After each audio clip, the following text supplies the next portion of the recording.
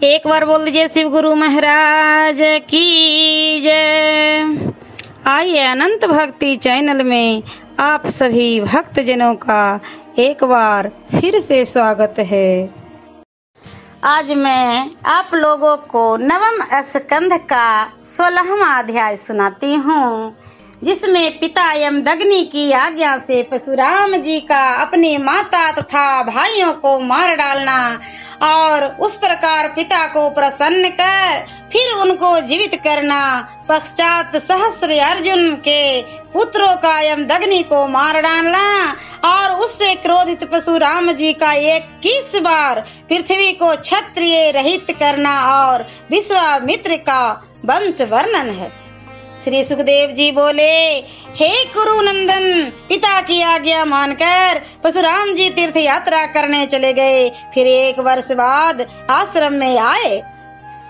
एक दिन उनकी माता रेणुका गंगा का जल लेने गंगा घाट पर गई तो वहाँ क्या देखा कि चीर रथ गंधर्व बहुत सी अप्सराओं के साथ लिए गंगा में जल क्रीड़ा कर रहा है।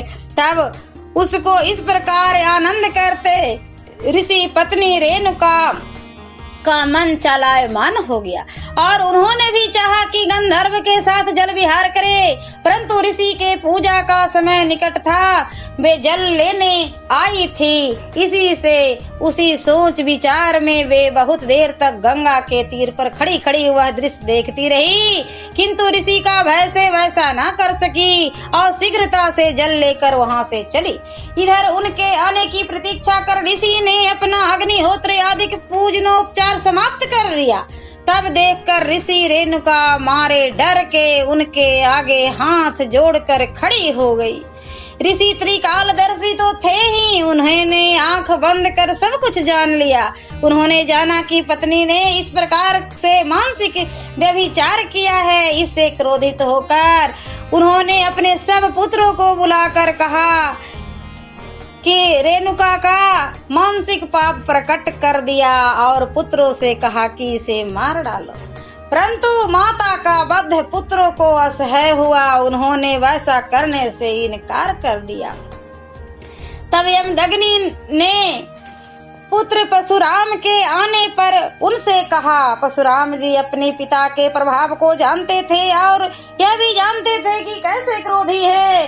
इससे उन्होंने पिता की आज्ञा सिरोधार की और तुरंत ही फरसा उठाकर भाइयों सहित अपनी माता को मार डाला। उससे यमदग्नि जी बहुत प्रसन्न हुए और परशुराम जी को हृदय लगाकर बोले, बेटा, तुम्हारी प्रीत भक्ति देखकर मैं तुम पर प्रसन्न हूँ। तुम जो चाहो मुझसे वर मांगो। परशुराम जी ने कहा, पिताजी, मैं आपसे यही वर मांगता हूँ कि मेरी माता और मेरे ये सब भाई फिर जीवित हो जावे, तथा मुझे ये वर दीजिए कि मैंने जो इन सब का वध किया है उसका स्मरण भी इन सब को ना होवे। यमदग्नि जी ने कहा, एवं अस्तु। फिर तो उनका ऐसा कहना था कि ऋषि के तेज से माता रेणुका और सब भाई पुनः जीवित हो उठे। उन्हें अपने वध किए जाने का स्मरण भी न रहा। हे परीक्षित, इधर तो यह हुआ और उधर जो सहस्त्र अर्जुन पुत्र थे उनके मन में अपने पिता का मारा जाना खटक रहा था, किंतु परशुराम जी के पराक्रम से वे दबे हुए थे। एक समय परशुराम जी अपने सब भाइयों के साथ लेकर वन से लकड़ी आदि लेने दूर चले गए थे कि सहस्त्र अर्जुन के पुत्र अवसर पाकर अपने पिता का बदला लेने को यमदग्नि जी के आश्रम में आ पहुंचे। यहाँ आकर उन आतताइयों ने देखा कि ऋषि आसन मार अग्निशाला में ध्यानावस्थित बैठे हैं। फिर तो पाम दबाए हुए धीरे धीरे उनके पास जाकर सहस्त्र अर्जुन के पुत्रों ने उन्हें वहीं मार डाला, उनका सिर काट कर गिरा दिया। ऋषि पत्नी ने हा ऐसा ना करो, मेरे पति को ना मारो, यह कहकर चिल्लाती ही रह गई, परंतु कौन सुनता है। पलक मारने की देर नहीं की, उन पापियों ने ऋषि का प्राण ले लिया। तब हे परशुराम, कहाँ हो, दौड़ो दौड़ो, ये सब पापी तुम्हारे पिता को मार कर भागे जा रहे हैं। इस प्रकार माता के जोड़ जोड़ के शब्द और उनकी चिल्लाहट को सुन वन से आते हुए परशुराम दौड़कर आश्रम में आए तो पिता का वध देखकर शोकातुर हो कटे वृक्ष के समान पृथ्वी पर गिर पड़े और महान विलाप करने लगे। परंतु वह सब कुछ व्यर्थ था। उनका चित्त असह्य क्रोध से भरे आया। उन्होंने क्षत्रिय जाति का नष्ट करने का संकल्प कैसा कर लिया और तुरंत ही अपने पिता के कटे सिर और शरीर को सावधानी से रखवा कर उसे माता और भाइयों को सौंप स्वयं हाथ में फरसा ले उस महिष्मतीपुरी को चले गए कि जिसमें ब्रह्म हत्या करने वाले सहस्त्र अर्जुन के पुत्र रहते थे। वहां जाकर उन्होंने राजा के सब पुत्र का सिर काटकर एक ढेर सा लगा दिया और इस प्रकार वहां जितने भी क्षत्रिय थे उन सब के सिरों को काट काट कर वहां पहाड़ बनाने लग गए। वास्तव में क्षत्रियों के खंडित सिरों का एक पहाड़ बन गया। उसके रक्त से ब्राह्मण विरोधियों को भय देने वाली एक भयंकर रूप की नदी सी बह चली। वहां से चल वे अन्य सब देशों में जा जाकर क्षत्रियों का संहार करने लगे। इस प्रकार वे 21 बार पृथ्वी को क्षत्रिय रहित कर दिया और सैमंतक पच्चक में उन्होंने रुधिर के नव कुंड बना दिए कि जिनमें आकर क्षत्रियों का रक्त भर गया। फिर आश्रम में आकर पिता के उसके शरीर को जोड़कर कुशों पर लिटा दिया और एक नहीं कितने यज्ञों द्वारा सर्व देव मैं विष्णु जी का पूजन करके उन्हें प्रसन्न किया। विष्णु जी की प्रसन्नता से उसके पिता फिर जीवित हो गए। अब सप्तर्षि मंडल में उन्हें 7वें ऋषि का स्थान प्राप्त हुआ।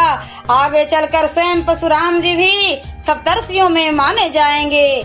आज दिन में भी वे स्वयं सन्यासी के रूप में महेंद्र पर्वत पर विद्यमान हैं और सिद्ध गंधर्व तथा चरण उनके यश का गान करते हैं। इस प्रकार सर्वांतयामी सर्व समर्थ विष्णु भगवान ने अवतार लेकर पृथ्वी के भार रूप क्षत्रियों को अनेक बार मार डाला है। हे राजन, उधर गाधी राज के परम तेजस्वी विश्वामित्र जी उत्पन्न हुए कि जिन्होंने अपने तप के प्रभाव से क्षत्रिय पने को त्याग कर ब्राह्मण वृत्ति का होने से ब्रह्मर्षि पद को प्राप्त किया। उन विश्वामित्र जी के 100 पुत्र उत्पन्न हुए थे। उनमें मंझले पुत्र का नाम मछुछंद था। दूसरी ओर अजिगर्त के पुत्र सुनहसेप को की जिसका दूसरा नाम देवरात था। विश्वामित्र जी ने अपना पुत्र मानकर अपने 100 पुत्रों से कहा कि तुम सब इन सुनहसेस को अपना मछुछंदा नाम का बड़ा भाई मानो। यह वही सुनहसेप है जिसे राजा हरिश्चंद्र के यज्ञ में नर पशु बनाकर वध करने के लिए मोह माया छोड़कर माता पिता ने बेच दिया था। जब वहां यज्ञ के खंभे में बांधा गया तब वध से बचने के लिए उसने विश्वामित्र जी की शरण ली। विश्वामित्र जी ने उसे एक मंत्र बतलाया कि जिसे जपकर उसने ब्रह्मादि देवताओं को प्रसन्न कर लिया और उस प्रकार पास बंधन से छूट गया। देवताओं ने उसे जीवित छोड़कर उसकी रक्षा की और तब से गधिराज के कुटुंबियों में देवरात नाम से प्रसिद्ध हुआ। हे पुत्रों, वह भृंगु वंशी सुनहसेप वही है, इसे तू अपना बड़ा भाई समझो। हे परीक्षित, विश्वामित्र जी इस आज्ञा को उनके 49 बेटों ने स्वीकार नहीं किया। इससे विश्वामित्र जी ने उन्हें यह श्राप दिया कि तुम सब म्लेच्छ हो जाओ। तब उनसे सबसे छोटा 50वां बेटा बोला, पिताजी हमें आपकी पहले की आज्ञा सिरोधार्य है और उस प्रकार सुनहसेप को हम अपना बड़ा भाई मानते हैं। फिर देखा देखी अन्यों ने भी सुनहसेप को अपना बड़ा भाई स्वीकार किया और सबने कहा कि तुम हमारे बड़े भाई हो, हम सब तुम्हारे छोटे भाई हैं। इस पर विश्वामित्र जी बहुत प्रसन्न हुए और उन्होंने अपने पुत्रों से कहा, पुत्रों तुमको पाकर हम अपने को पुत्रवान मानते हैं, अतः हम आशीर्वाद देते हैं कि तुम सब भी पुत्रवान हो जाओगे। हे राजन परीक्षित, इसके अतिरिक्त उन विश्वामित्र जी के और भी अष्टक आदि बेटे थे कि जिनके आचरण के अनुसार पिता विश्वामित्र जी ने उन्हें किसी को श्राप किसी को वर देकर कई प्रकार का बना दिया था। इसी कारण कुशिक वंश में आज बड़ी भिन्नता पाई जाती है और उस वंश में देवरात को बड़ा मान लेने से देवरात के ही नाम पर उस कुल की प्रवरता भी श्रेष्ठ मानी जाती है। ओम नमो भगवते वासुदेवाय नमः। और नवम स्कंद का 17वां अध्याय मैं अगले वीडियो में सुनाऊंगी। ऐसे ही मनोरंजक कथाएं, कहानियां और भक्ति गीत सुनने के लिए हमारे इस चैनल अनंत भक्ति को सब्सक्राइब करें और वीडियो अच्छी लगी हो तो लाइक का बटन जरूर दबाएं। धन्यवाद।